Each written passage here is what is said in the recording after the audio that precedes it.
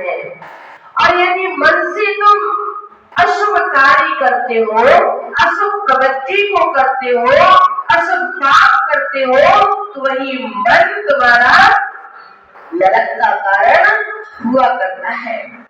इसलिए आचार्य भगवान कहते हैं कि वचन और काय की अपेक्षा से व्यक्ति मन से अधिक पाप करता है, क्योंकि मन तो सेकंडों में कहां से कहां पहुंच जाता है।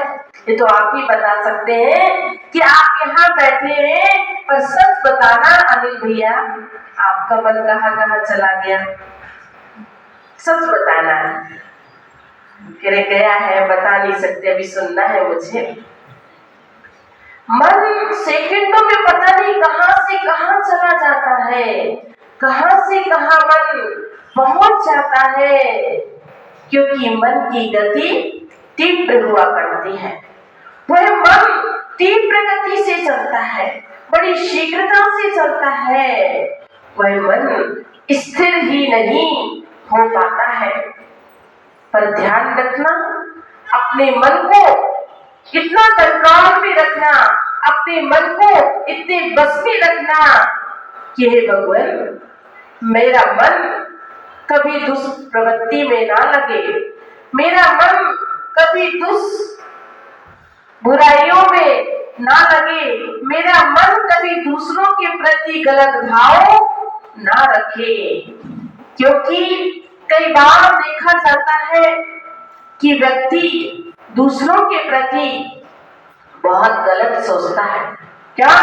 दूसरों के प्रति बहुत गलत सोचता है, दूसरों का बहुत अहित चाहता है, दूसरों का बहुत बुरा चाहता है कि व्यक्ति इतना उठ गया तो कैसे उठ गया, आज ये इतना धनवान हो गया तो कैसे हो गया, आज इसके पास इतनी धन दौलत आ गई तो कैसे आ गई। अब मन ही मन सोचता है कि हे भगवान, इस व्यक्ति का बुरा हो जाए, इसका कोई धन हड़प ले, कोई व्यक्ति चोरी कर ले, कोई इसके फैक्ट्री में आग लगा दे।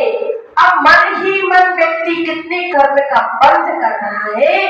क्या तुम्हारे सोचने से क्या उस व्यक्ति का धन कम हो जाएगा? तुम्हारे सोचने से क्या उस व्यक्ति का कोई धन चुरा लेगा? क्या तुम्हारे बुरे विचारने से उसका अहित हो जाएगा? तुम्हारे बुरे विचारने से क्या उसका बुरा हो जाएगा? यदि उसकी सत्ता में पुण्य है तो कोई उसका बुरा नहीं कर सकता है। उसकी सत्ता में पुण्य बैठा हुआ है। किसी के बुरा सोचने से आज तक किसी का बुरा हुआ है क्या अंजलि जी? नहीं हुआ है। किसी का अहित करने से किसी का अहित हुआ है क्या? नहीं हुआ है। इसलिए हम क्यों अपने मन को खराब कर लेते हैं, अपने मन से क्यों कर्म बांध लेते हैं कि व्यक्ति सोचता है कि इसको कैसे मैं नीचे पटक दूं, कैसे इसको ध्वस्त कर दूं। आज इसका नाम इतना समाज में क्यों है, समाज के लोग इसको इतना सम्मान आदर क्यों देते हैं, समाज के लोग इतना क्यों पूछते हैं, इसका नाम तो मैं बदनाम करके ही रहूंगा। ऐसे भी लोग होते हैं संसार में। पर ध्यान रखना, किसी का नाम बदनाम करने से आज तक किसी का नाम बदनाम नहीं हुआ है। तुम कितना भी उसको बदनाम कर दो, कितना भी तिरस्कृत कर दो, पर तुम्हारे दुष्कार होने सिवाय कभी तिरस्कृत नहीं होगा। तुम्हारे नाम बदनाम करने से वह व्यक्ति कभी बदनाम नहीं हो सकता है। इसलिए तुम क्यों अपने कर्म खराब कर रही हो, क्यों तुम उसका बुरा सोच रही हो। यदि कभी तुम्हें किसी के प्रति बुरे भाव आ जाए तो भगवान से यही प्रार्थना करना कि हे भगवान, किसी के प्रति भी मेरे बुरे भाव ना आए, ना आए। यदि वो आपके प्रति बुरा सोच रहा है और आप भी बुरा सोचने लग जाओ तो उसकी परिणति कभी चेंज नहीं हो सकती है, उसके परिणाम कभी बदल नहीं सकते हैं। पूज्य गुरुदेव हमेशा एक बात बहुत अच्छी कहते थे कि यदि कोई व्यक्ति तुम्हारे प्रति बुरा सोच रहा है, क्या सोच रहा है किशोर जी? कोई व्यक्ति तुम्हारे प्रति बुरा सोच रहा है, पर तुम कभी उसके प्रति बुरा मत सोचना। उसके प्रति तुम अच्छा सोचना, और अच्छा सोचोगे तो हो सकता उसके परिणामों में बदलाव आ जाए, उसके परिणामों में परिवर्तन आ जाए, उसके परिणामों में वो पिघल जाए। ओहो, इतने दिन व्यतीत हो गए, इतने साल व्यतीत हो गए, मैं इस व्यक्ति का सदैव बुरा ही सोचता रहा, इसका सदैव मैंने अहित ही किया, पर इसने मेरा कभी अहित नहीं किया, इसने मेरा कभी बुरा नहीं किया। ओहो, अब मैं ऐसा नहीं करूंगा। ये परिवर्तन कब आ सकता है सुभाष जी उसके जीवन में? जब आ सकता है कि जब वो सोचे कि मेरा बुरा करने वाले के प्रति मैं कभी बुरे भाव नहीं रखूंगा, कभी उसका बुरा नहीं सोचूंगा, कभी उसका अहित नहीं करूंगा, तो एक ना एक दिन प्रमोद जी क्या होगा, उसके आपके प्रति बहुत अच्छे भाव आ जाएंगे। देखो वो सेठ जी कितने अच्छे हैं और मैं उनके प्रति कितना बुरा सोचता रहता हूँ, कितना बुरा बुरा मन में उसके प्रति विचार आते रहते हैं, किसी गलत गलत विचार आते रहते हैं, पर वो कभी कुछ भी नहीं बोलते हैं, और दिख जाए तो मुस्कुरा भी देते हैं, हंस भी देते हैं। फिर सोचेगा मैं कैसा पापी आत्मा हूँ, मैं कैसा दुष्ट व्यक्ति हूँ कि मैं सदैव उसका बुरा ही सोचता रहा, सदैव अहित ही सोचता रहा। अब आज के बाद मैं कभी उसका बुरा नहीं सोचूंगा। ये उसके परिणामों में परिवर्तन कब आया? कब आया? जबकि सामने वाला उसके प्रति सदैव सद्भाव रखा रहा, अच्छी भावना रखता रहा, इसलिए सामने वाले व्यक्ति के भी भाव वैसे हो गए कि अब मुझे बुरा नहीं सोचना। नहीं तो आप वो भी बुरा सोचे, आप भी बुरा सोचे, तो क्या होगा, वो कर्म और बढ़ते जाएंगे, कभी भी समाप्त तो नहीं होंगे। मन जब हमारा दूषित होने लग जाए, मन जब बुरा होने लग जाए, तो आचार्य भगवान कहते उस समय आप स्वाध्याय को सुनिए या स्वाध्याय कीजिए, प्रवचन को सुनिए, तो आपका मन उतने समय तक तो दूषित नहीं रहेगा, उतने समय तक तो आपका मन कंट्रोल में रहेगा, उतने समय तक आपके मन में बुरे विचार नहीं आएंगे, उतने समय तक आपका मन विशुद्ध रहेगा। इसलिए मन यदि बुरी वस्तु में जा रहा है, मन यदि बुराइयों में जा रहा है, मन पापों में जा रहा है, तो ध्यान रखना, वहां से मन को बिल्कुल हटा दीजिए, मन को रोक दीजिए और शुभ कार्यों में अपने मन को लगा दीजिए। फिर आपका मन पापों में नहीं जाएगा, फिर आपका मन बुराइयों में नहीं जाएगा, फिर आपका मन कुकृत्यों में नहीं जाएगा, आपका मन फिर अच्छाइयों में ही जाएगा, आपका मन धार्मिक कार्यों में जाएगा, आपका मन शुभ कार्यों में जाएगा। यदि आपने अपने मन को बस में करने का प्रयास किया है, आपने अपने मन को कंट्रोल करने का प्रयास किया है, तो बंधुओं फिर आप कई मात्रा में पापों से बच सकते हैं। और एक व्यक्ति सोचे अब मैं क्या करूं, मन थोड़ी ना मेरे बस में है, मन जाता है तो जान दो, अब मैं ऐसा ही करूंगा। नहीं भैया, आप मनुष्य हो, क्या नहीं कर सकते हो, सब कुछ कर सकते हो, अपने मन को कंट्रोल कर सकते हो।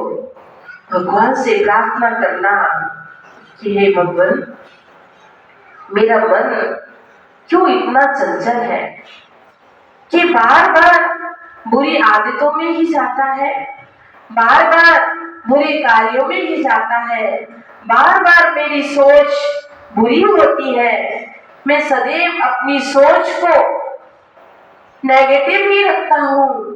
आज तक मैं अपनी सोच को पॉजिटिव नहीं रख पाया, आज तक मैं अपनी सोच को सकारात्मक नहीं रख पाया, सदैव मैंने अपनी सोच को नकारात्मक रखा है, इसलिए मैं दुखी हूँ। क्या हूँ मैं? दुखी हूँ। किसके कारण? अपने कारण ही दुखी हो।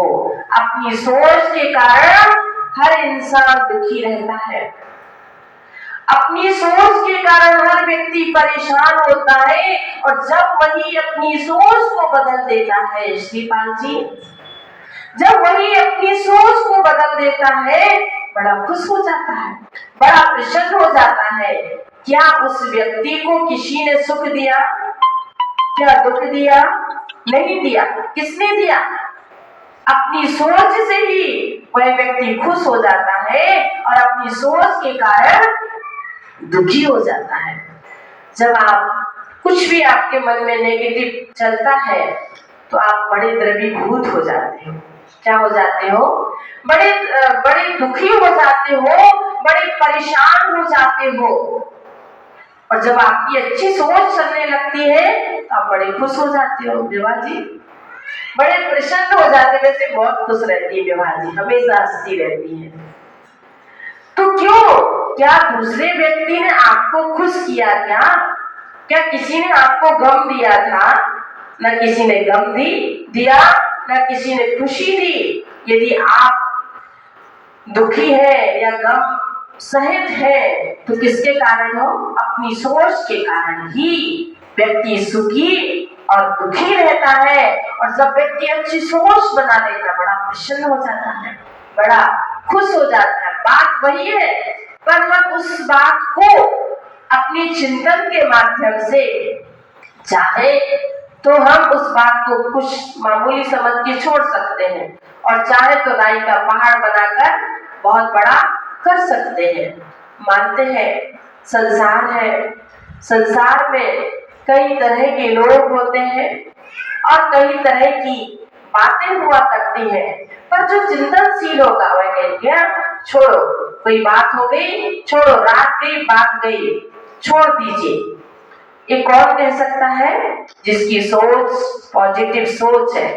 और एक दूसरा व्यक्ति, आपने ऐसा बोला तो क्यों बोला, आपने ऐसा कहा तो क्यों कहा, हम सहन नहीं कर सकते हैं। अब तो उसने कह दिया, तुम सहन नहीं करोगे तो किसका बिगाड़ होगा, किसका बुरा होगा? तुम्हारा ही बुरा होगा, चाहे सहन हो अथवा नहीं हो, अब तो वो करना ही पड़ेगा। बोलते बंदूक से निकली गोली और मुझसे निकली गोली कभी वापिस नहीं आ सकती है। अब ये सोचो, उस व्यक्ति ने कह ही दिया है तो कोई बात नहीं। यही सोचिए, मेरा कर्म का उदय था, इसलिए उसके भाव भी मेरे प्रति ऐसे हो गए, इसलिए उसने मेरे से ऐसा बोल दिया, मेरे से ऐसा कह दिया।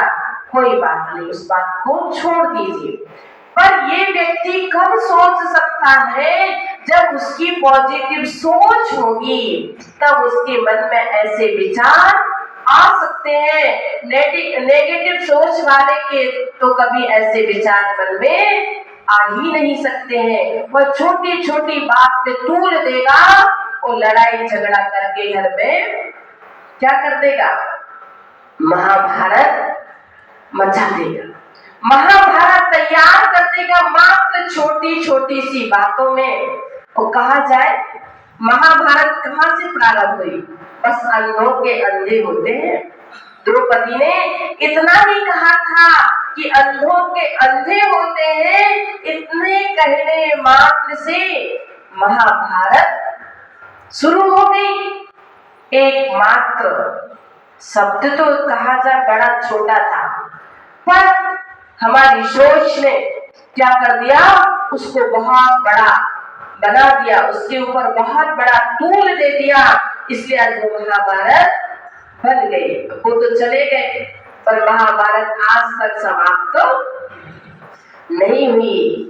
ये तो घर घर की कहानी है, सब जानते हैं, सब समझते हैं, पर हमें उस पर चिंतन करना है, विचार करना है, भगवान से प्रार्थना करना है कि भगवान अनादि काल से तो यही तो करते आए और आगे करते रहेंगे, तो और ना जाने हम कितने कितने कर्म का बंद कर लेंगे।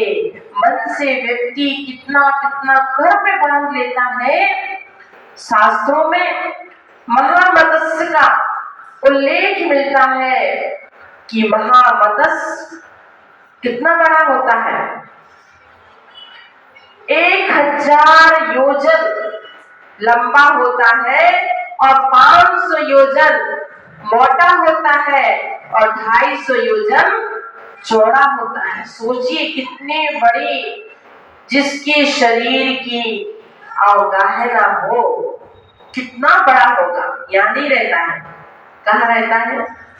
शंभु समुद्र में रहता है, लवण समुद्र में रहता है, शंभु लवण समुद्र में रहता है। इतना बड़ा महामत्स्य होता है और जब वो सोता है तो उसका मुख खुल जाता है और अनेक जीव उसके मुख में आते। सोचिए कितना बड़ा मुख होगा उसका, कितना बहुत बड़ा होगा। बहुत सारे जीव जंतु उसके मुख में आते, बहुत सारे मगरमच्छ भी आते हैं, मछलियां भी आती हैं, बाहर चली जाती, आती बाहर चली जाती है। और उसके कान में एक तंदुल मक्ष होता है। क्या होता है?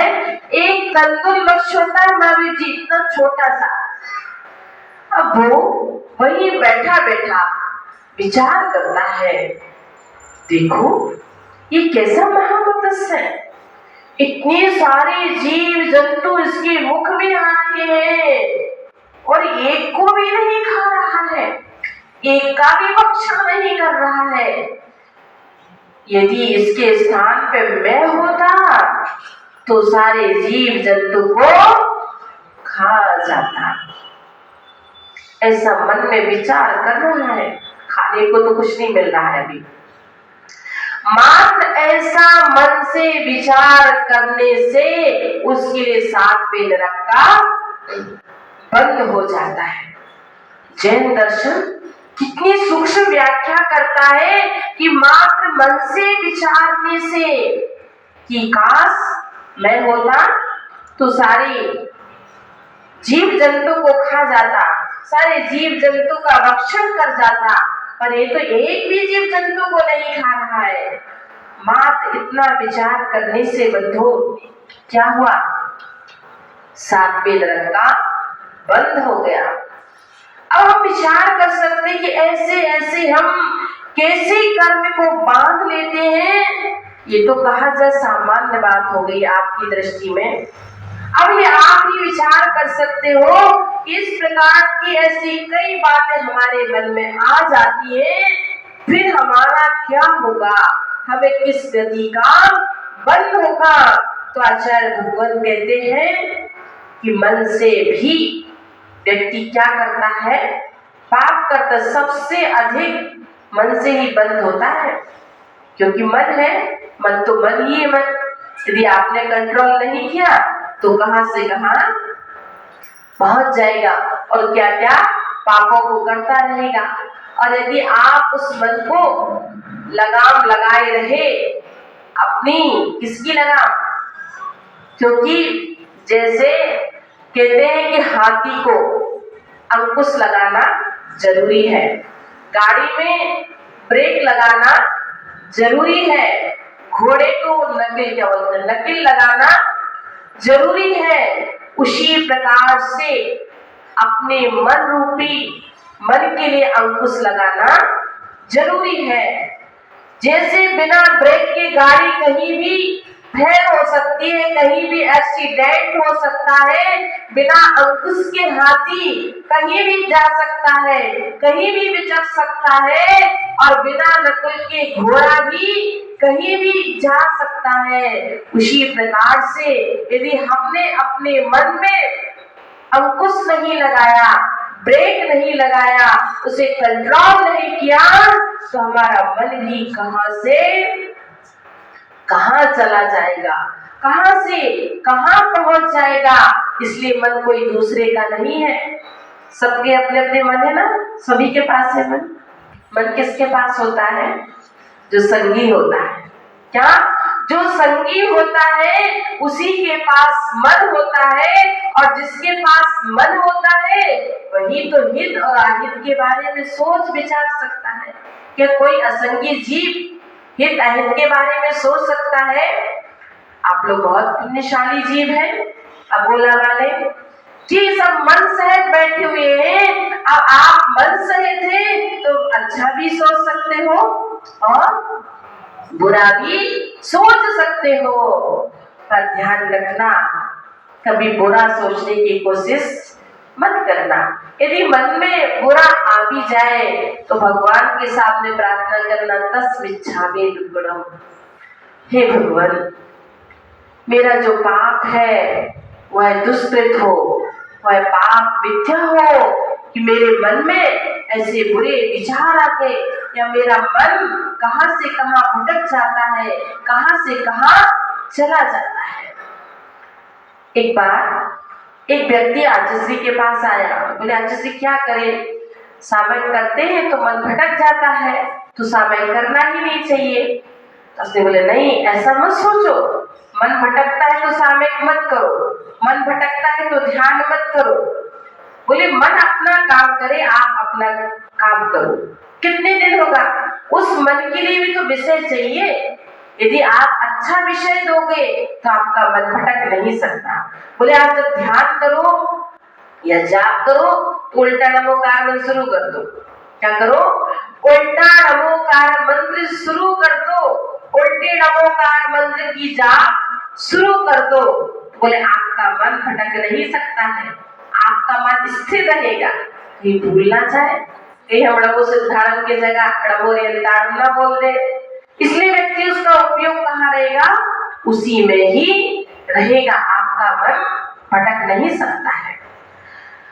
मन के लिए आप किसी ना किसी चीज में लगा दीजिए, चाहे वो 12 अनुप्रेक्षा है उस पर लगाइए, एक एक अनुप्रेक्षाओं का आप चिंतन कीजिए, संसार के बारे में चिंतन कीजिए, शरीर के बारे में चिंतन कीजिए, फिर आपका मन भटक नहीं सकता है। और तो क्या, आप सब में शिखर जी गए होंगे, आप एक एक टॉप का भी चिंतन कर सकते हो, एक एक टॉप में आप पहुंचते जाइए, यहाँ पर कौन सा कूट है, किसके चरण है, किस रंग के चरण है, कितने साइज के चरण है, यहाँ से कितने मुनिराजों का मोक्ष हुआ है। अनिल जी, फिर मन भटक सकता है क्या? नहीं भटक सकता है। फिर मन नहीं भटक सकता है, समझे भैया? भटक सकता है क्या? फिर भी भटकेगा।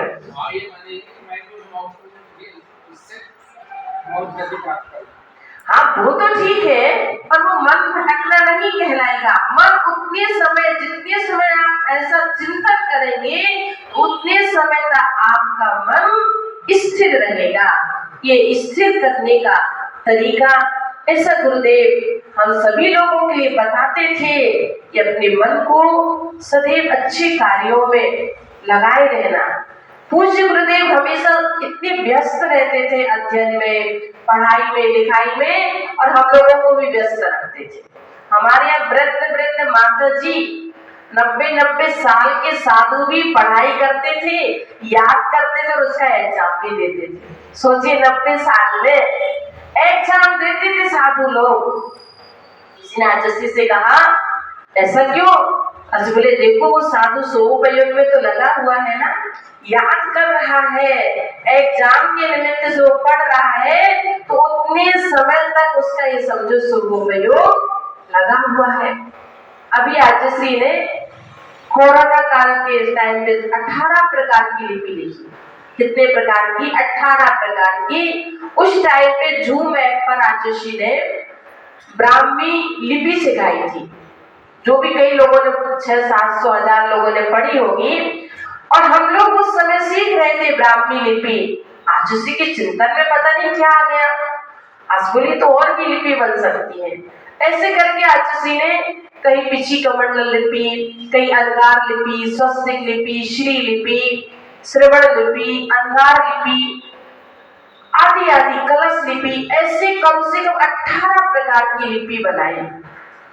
जब लिपि बनाई तो फिर सबको सिखाया और सभी साधकों से कहा कि एक एक लिपि के ऊपर सभी को ग्रंथ लिखना है, इसका ट्रांसलेशन करना है।